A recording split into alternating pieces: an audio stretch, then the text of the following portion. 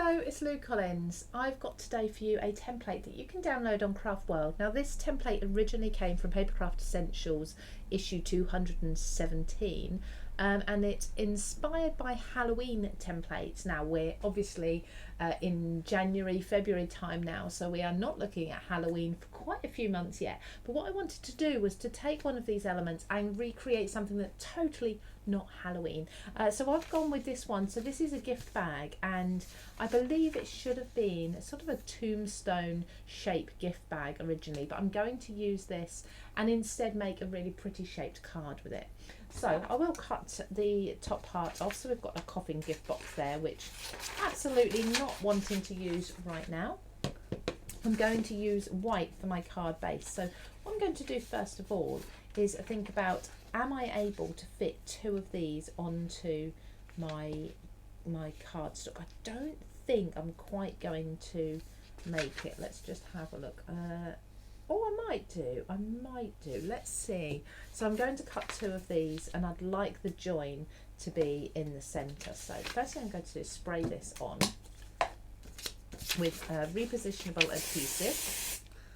Let's just pop that down there, and I will pop this as close to the edge as I possibly can.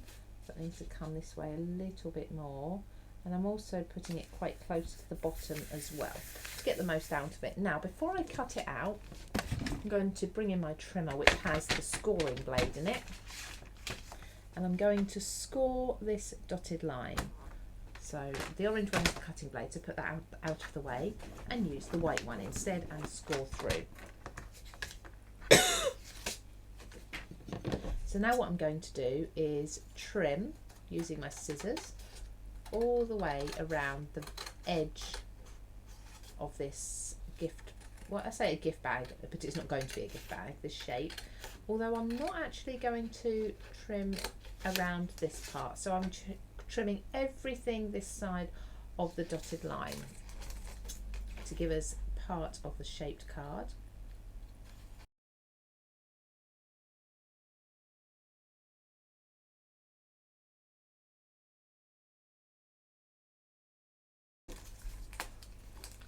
I'm just going to remove these parts of the template. I'm going to lift the template up and put it back down against that score line, right against it. There we go. And then I'm going to cut back round the template again on this side. So I'll have a shaped card base, blank, that I can use. So just little bits at a time, all the way along to the dotted line, and that should release. So you've got your two halves of a card now. Pop that white bit for scraps, and then continue round this curved area.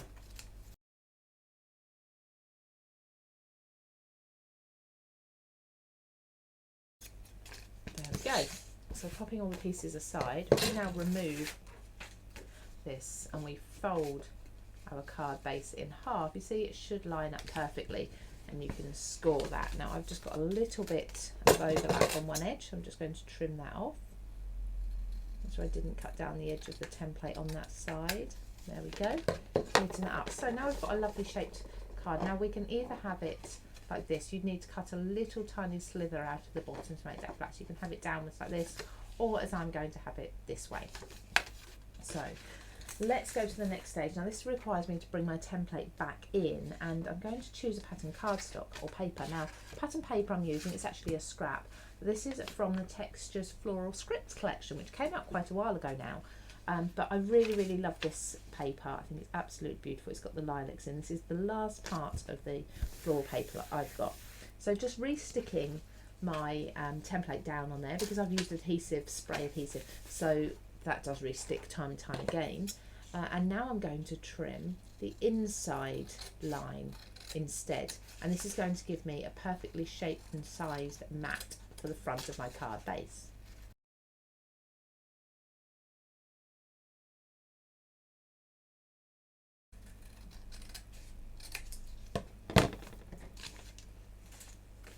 So peeling this off, and that should sit really nicely just on the front there. So I'm going to glue that down before I lose that. I like to use the Craft Stash glue. It's got a wide tip on one end, which is brilliant for things like your mats and layers, because it's got like a spreader, so it smooths the glue out as it dispensers it. It holds beautifully, this glue, really well. It's actually really inexpensive as well.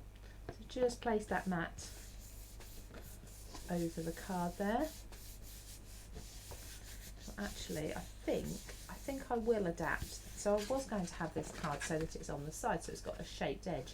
I really like the look of it this way, so I will show you how you can use it stood up like this. So you need to come to the back panel and just trim a sliver off of that semicircle. And what will happen now is if I just use my bone folder just to secure that fold at the top, the crease. Make sure that's a nice strong fold. A little bit there. And then as you stand it up, that will now hold itself straight because it's leaning on this flat piece. So you don't need to do it to the front. The front will still look curved and nice and neat. It's just the back bit that needs to have the little slither cut out of it. So for decoration now, I'm going to stick with the Floral Script collection. We've got these dies, and these dies are beautiful. So we've got some frames in here. It's actually called a Build a Frame die set. And we've got this lovely circle here, which I'm going to cut out from gold mirror card. It looks stunning in gold. And with this, it fits actually that curve a little bit. It kind of echoes the curve that you've got in the bottom of the card there. So I'm going to cut this. I'm also going to cut the word thank you. Now this also comes in the same die set, the Floral Script die set. So a little bit of tape just to hold these three pieces in place together, not too close together, but otherwise the centre would just be a solid piece that falls out and we won't use it. So I may as well cut from that at the same time. So trim round the excess, put this in my scraps box and die cut this piece out. Now I've cut these elements out, I'm just popping some of the smaller pieces out of the die cut here from this frame. And you see how elegant it is. It's really beautiful, especially in the mirror card. I think it's absolutely stunning. Gold is definitely my favourite colour to cut this one from.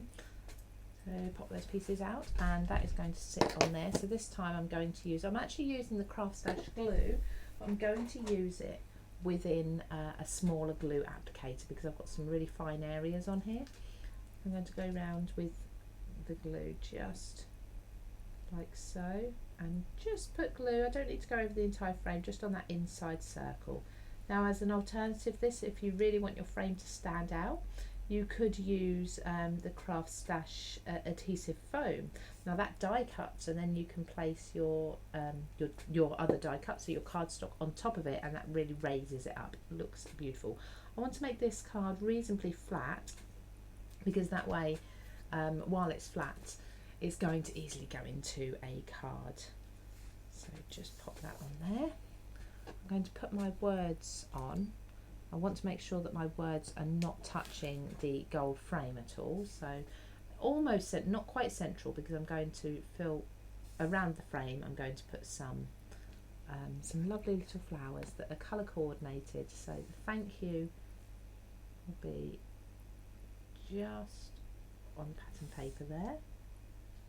Maybe I probably actually would have perhaps, you know what, actually I'm going to change my mind. This is what crafters do. I'm just going to lift this off, and I'm going to lift this off, and I'm just going to cut myself, or place these onto some white and then cut a banner from them.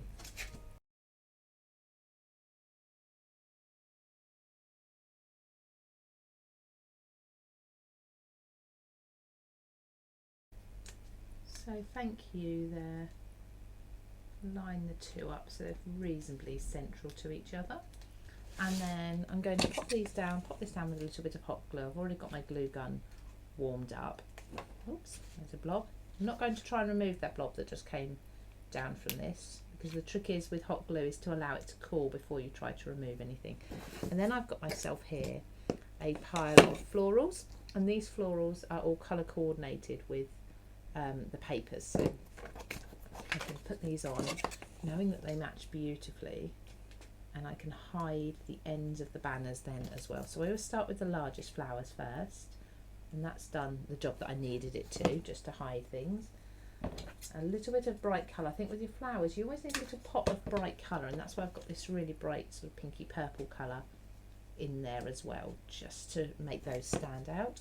I've got some different colour lilacs and pinks too, and even some greens in there also. I'm just working around the frame, fitting in these smaller florals now, wherever I think they'll go. One in there, a bit of a pink just down the bottom here. I've got a little one, the little one's got a little gem in it, that's lovely. Squeeze that in there, and then I've got a little leaf. I think the leaf will fit nicely just coming out here near the U. So again, ensuring that things are dry, glue is dry before you pick it off. Turn my glue gun off.